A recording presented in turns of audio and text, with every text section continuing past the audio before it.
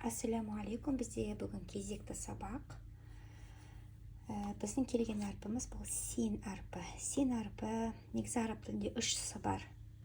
Осы син әрпі жұмсақ, кәдімгі с. Ол жуанда емес, ол сақауда емес. Кәдімгі с, сәуле, сәния деп айтылатын с-дағы келетін с-мен бірдей келеді. Енді бисмиллах деп оқиық. Син әрпі с дыбысын береді. Сә, си, су, с. Бәс. Және син әрпінің сифаты бұл хәмс сифаты бар. Сол сияқты рихва сифаты бар. Хәмс сифаты дегеніміз, яғни син әрпі сукунды болғанда біз оны ауамен шығарамыз. Бәс. Және син әрпі рихва сифаты дегеніміз, ол ұзағырақ уақытты беріп тоқтаймыз. Бәс, сәм, сир, син, сил, сәфәру, сәқару, сәбәқу, сәләфу, сәмәку, фәрасу, мәсләку, мәсләку, мәскәну, муслиму, мусрифу, симсиму, әсләмә, юслиму, истәйсәра, ястайсиру. Келесі әріп бізде фә әрпі. Фә әрпі бізде сақау әріп.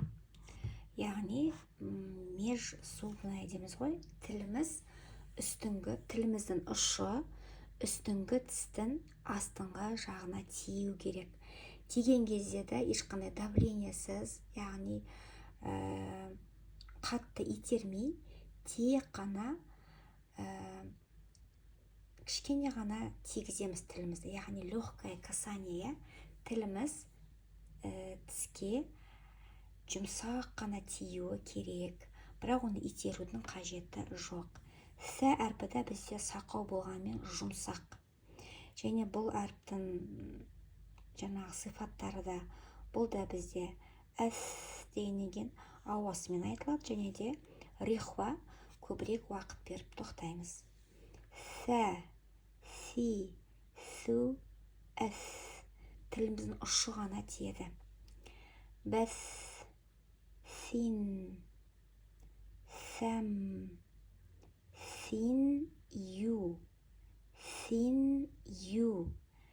сәмәру, сәмәну,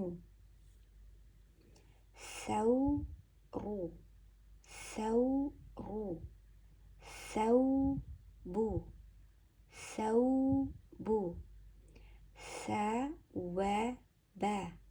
3 харекет, яғни 3 буын. Сәуәбә. Мислу, муслу, мәсәлу. Келесі жол.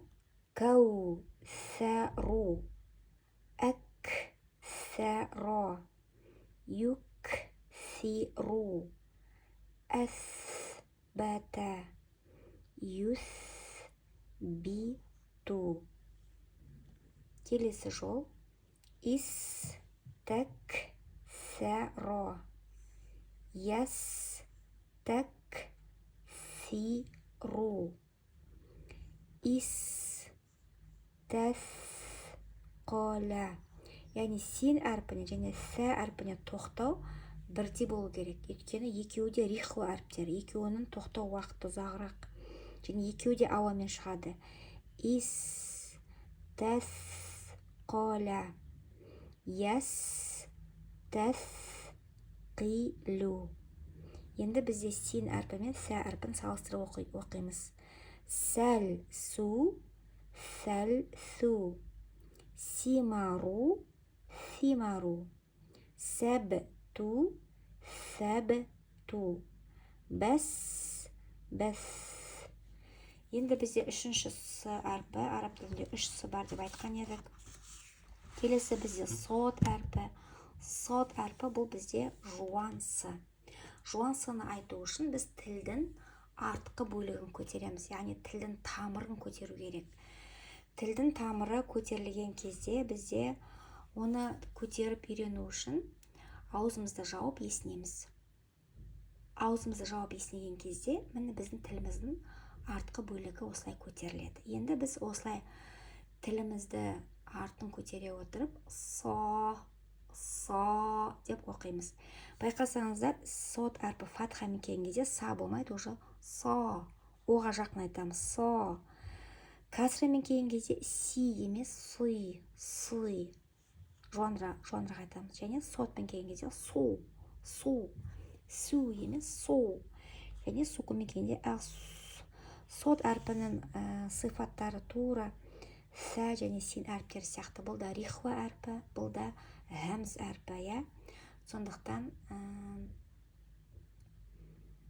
біз сот әрпінде уақыт беріп тоқтаймыз сукунды болған кезде, және де ауамен оқимыз. Со, сый, су, сум, сыф, фәс, сорофә, соберо, бә, соро, ко, собә, нә, соро, ян, суру, ис, тәбі, соро, ис, тәбі, соро, яс, тәбі, сыру, яс, тәбі, сыру.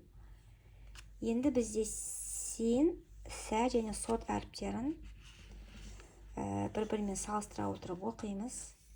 Сифәру, сифару, сифәру. Қайтадан оқим. Сифәру, сифару, сифару. Сәйфу, сойфу, сәйфу. Мысалы, мына син әрпі сәйфу дегеніміз бұл бізде меч, яғни қылыш. Сойфу бұл бізде жаз мезгілін білдіріп жатыр. Интәсәбу, интәсубә, интәсубә, интәсубә, интәсубә, интәсубә, интәсубә. Фәс, фәс, фәс. Және бізде тағы әрпіміз бар. Бұл бізде то әрпі. То әрпі бұл бізде т әрпінің жуан түрі. Өткенде біз сіздермен тә деген әрпі өткен едік. Тә әрпі бізде жұмсақ болса, то бұл жуан әрп. То әрпін айтқанда да біз не істейміз? Тілдің артқы бөлігін көтереміз. Бағана со дегенде тілдің артын көтердік қой. Тура солай то дегенде тілдің артын көтереміз. Ал тіліміздің ұшы таңдайға тиеді. Тә дегенде тілдің ұшы ғана тиген еді ғой. Енді то дегенде тілдің ұшы таңдайға тиеді, және тілдің артқы бөлігі де көтеріледі. Енді осы то әрпін оқитын болсақ, то әрпінің сыфаты бойынша бұл жуан әріп, және де бұл әріпте қал-қала сыпаты бар. Яғни сукунды болып келген кезде біз оны итеріп жіберуіміз керекпіз. Яғни деп оны итеріп оқимыз. Енді то әрпі бізде мықты әріп. Мықты әріптің уақыты өте аз. Біз оған көп уақыт беріп тоқтай алмаймыз. Оқып көрейік. Және то фатхамен келген кезде уже та емес, то. Кәсірамен ты, ти болмайды. Ту емес, ту, және сукунды болған кезде то,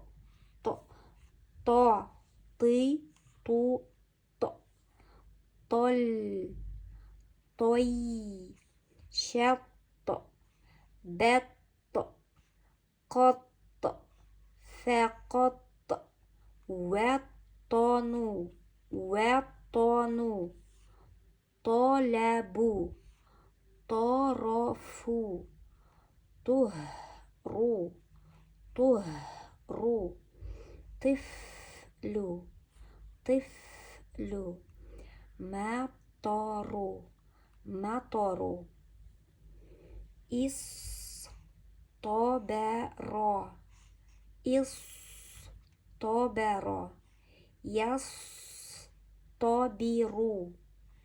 استوطن يستوطن. Енді тә әрпі және то әріптерін салыстырып оқимыз. Тарафу тарафу мустатиру мустатиру сәбту сәбту бәт бәтту бәт бәтту. Байқасаңыздар, тә әрпінде бізде һәм сипаты бар, яғни ауа сипаты бар. Сондықтан біз тә әрпін сукунын оқыған кезде ауасын шығарып оқимыз. Бәт. Ал то әрпінде қалы сипаты бар. Яғни тоны айтқан кезде тіліміздің ұшын итеріп жіберу керек. Бәтту бәтту. Осымен сабағымыз аяқталды. Сабақ пайдалы болса, лайктарыңызды басып, комментарийларыңызды жазып, өздеріңіздің қолдауларыңызды білдіріп кетіңіздер.